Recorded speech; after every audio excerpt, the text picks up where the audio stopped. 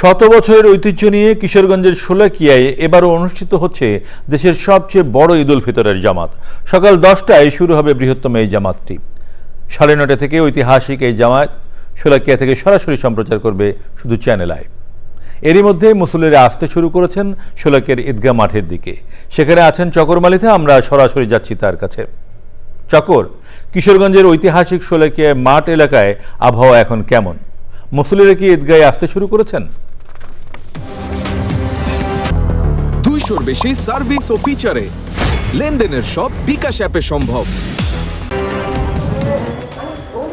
সোহেল, কিশোরগঞ্জের শোলাকিয়ায় ঈদগাহ মাঠ দেখা যাচ্ছে এখন পরিপূর্ণ হয়ে গেছে এবং মাঠে প্রবেশের যে রাস্তাগুলো আছে পুরো রাস্তা দিয়ে মানুষের স্রোত, জনস্রোত এখন জনসমুদ্রে পরিণত হয়েছে।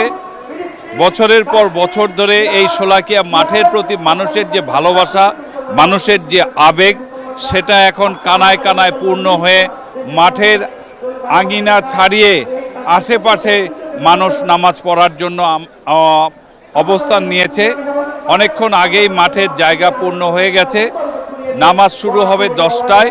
নামাজ শুরুর আগে আমি এখন কথা বলছি কিশোরগঞ্জের অত্যন্ত পরিচিত মুখ, যিনি কিশোরগঞ্জের সদ্য জেলা পরিষদের প্রশাসক হিসাবে সরকার যাকে মনোনয়ন দিয়েছেন, খালেদ সাইফুল্লাহ সোহেল, যিনি কিশোরগঞ্জে ভিপি সোহেল নামে সবার কাছে পরিচিত।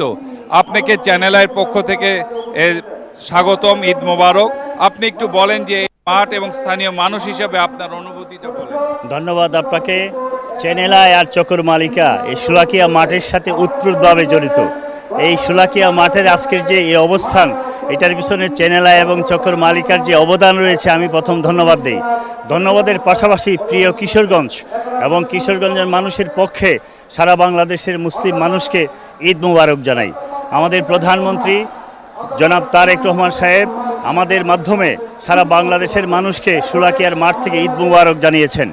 আমরা নির্বাচিত হওয়ার পরে আর আমি প্রশাসক হওয়ার পরে আমরা চিন্তা করেছি গত 17-18 বছরে যারা উন্নয়নের কথা বলছিলেন, আমরা তাদের পথে না হেঁটে এই শোলাকিয়ার মাঠকে যার ঐতিহ্য ধারণ করার জন্যে যা যা করতে হয় আমরা সেটার সাথে থাকবো।